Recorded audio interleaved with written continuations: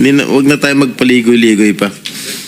Kung hindi pa binulgar ni Pangulong Marcos itong mga anomalya na nangyari dito sa mga flood control projects, hindi nyo ba iimbestigan to?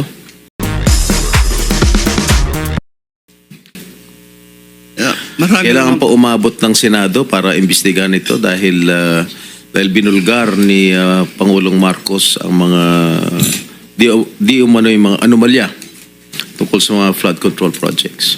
Hindi naman po siguro, I think, Your Honor, I think this is a routine process naman ng department that every project that we complete must have to undergo a quick, has to undergo a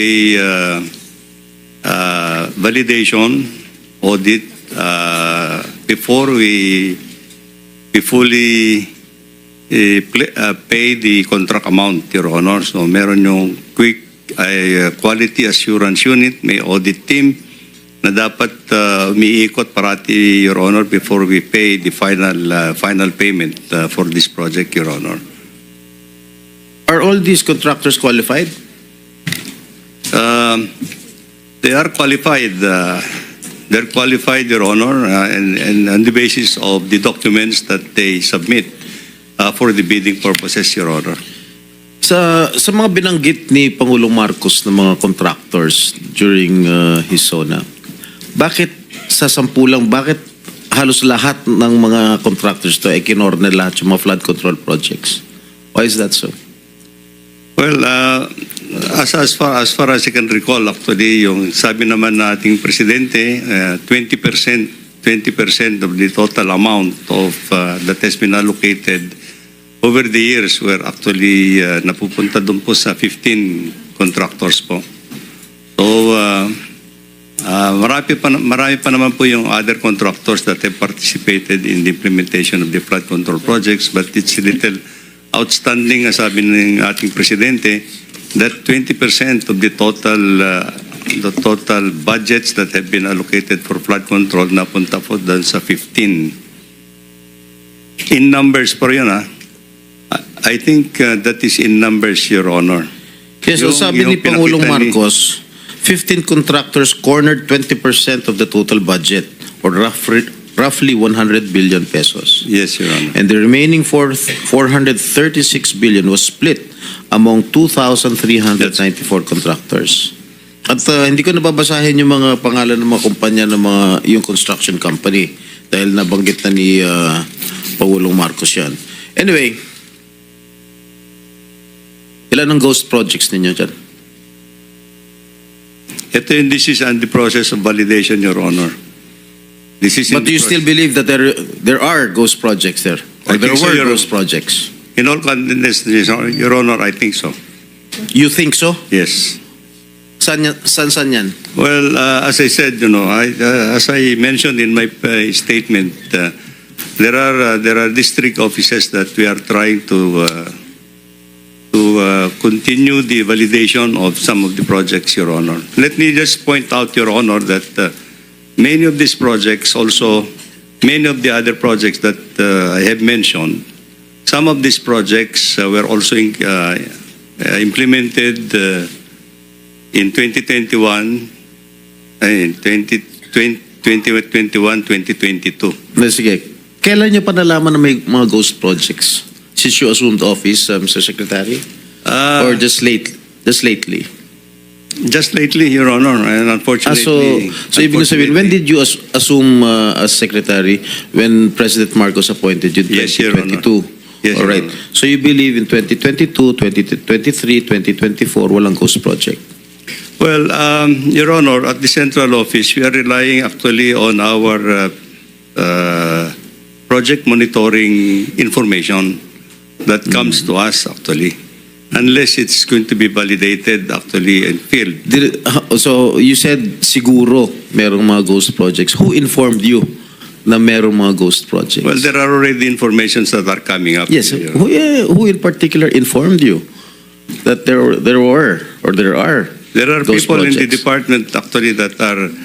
And how do they know that na merong mga ghost projects? Well, there are people actually who can actually certify, Your Honor, and these are These are the projects that we are now intensively validating, actually.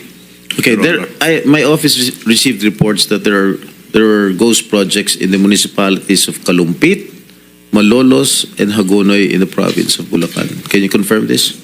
Yes, Your Honor. That's true. Well, this is information that we have received, Your Honor. And the contractor, allegedly, Wawaw Builders, correct? That's correct, Your Honor. And SYMS Construction. Am I correct? I don't recall that name, Your Honor. But Who is the owner of Wawaw Builders? Is he here? Is he present here?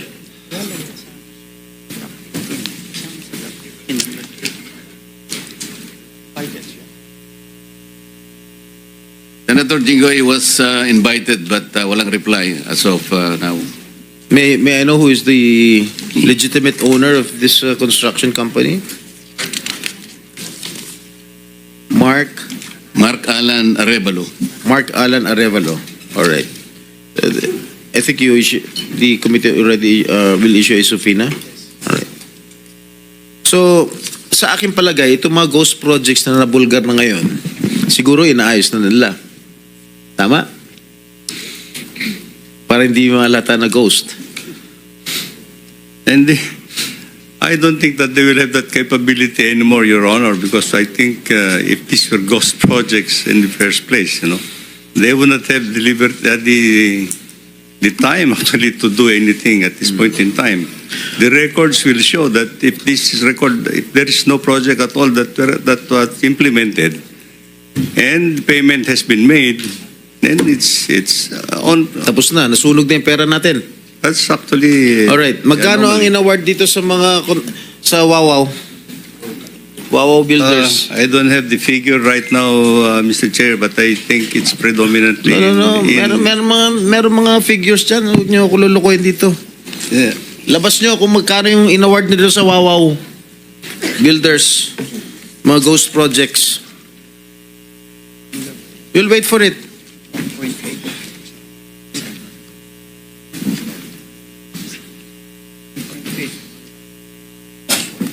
Kadiri kayo. Mr. Chair, well, I've just been given the tabulation. Wawaw Builders.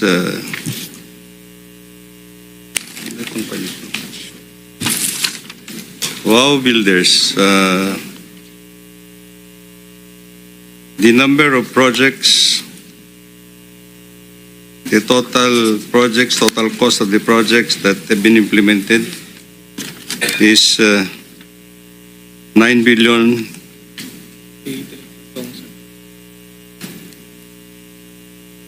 $9 million or 9 billion? 9 billion all over the country, Mr. Chair. But let me just point out, in Bulacan alone, Wawaw Builders had 85 projects amounting to 5,971,811,000. In Bulacan alone, what about the three municipalities that I've mentioned? Kalumpit, Hagonoy, and what is this? Malolos.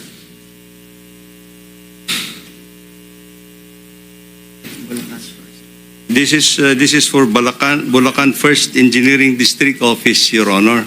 Ito bang, I'm not familiar, no? Ito bang Kalumpit, Malolos, Hagonoy falls under the first Yes, Your Bulacan Honor. district? Ah? Yes. Alright. Yes, Your Honor. So magkano? Yung sa Wawaw? 5,971,811,600. In Bulacan alone? In Bulacan First Engineering District, Your Honor. So yung 5 billion na in-award sa Wawaw Builders para sa province Bulacan First are Engineering. all ghost projects. Correct? Hindi naman, Secretary, Your Honor. for the record, the total is 9 billion. That is No, no. nationwide. Nationwide. Nationwide, Your Honor. Pero 5 lahat yun, billion ghost na po- projects.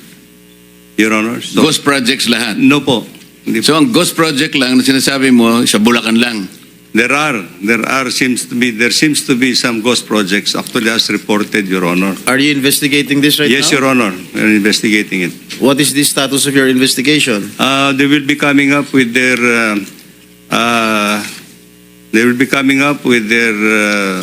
financial and physical report in 1 week's time, Your Honor, to my office. Mr. Chairman, with the permission of Senator Jingo Estrada, Yes. it's connected to his question. Yes, Senator Soto, please. You are an executive How did Wawa ex officio Builders? official, right? How did Wawa Builders get that 5.9 billion in those three municipalities in Bulacan? How did they get that? Who inserted that into the budget of DPWH? Let me just clarify a little bit, Mr. Chairman. The amount that I have mentioned is actually for 4 years, up to fiscal year 2025. It started in 2022, 2023, 2024, and 2025, Your Honor. Let's clear that, Mr. Secretary. The 9-point-something billion is for 4 years? 5.9 for Wawa, Your Honor. No, the total for 4 years is 9-something billion. Yes, Your Honor. And the 5-something billion ghost project is in Bulacan alone. Not totally ghost project, Your Honor. I'm not saying it's not totally ghost project, but the total amount of project that 85 projects that he has implemented during the 4-year period amounts to 5,971 million, Your Honor. So, Senator Jingo, you're finished already? Tito pa. Are you going to interject, Bam? You want to interject? Okay. Tapos ka na, Senator Tito? No, I did not get an answer, Mr. President, Mr. Chairman. 2025 na lang. 2025, how much, Wawa Builders? Para mas madali niyong identify. 2025, Your Honor, he has 5 projects in that engineering district amounting to 435,710,913 pesos. Your Honor. So 400 plus million for that particular area na 5 projects, Your being Honor. suspected as ghost project. Well, some of them, Your Honor. Some of them, okay. How did they get that through bidding? They participated in the bidding, Your Honor. Oh, how did that budget get into your budget, the DPWH? Was there a senator or a congressman who inserted that for that particular area? Well, we'll just have to find out, Your Honor, because there are many sources in 2025. Let me just point out that some of the projects were included in the National Expenditure Program that has been submitted to Congress. And of course, there are projects that were actually added on in the General Appropriations Act.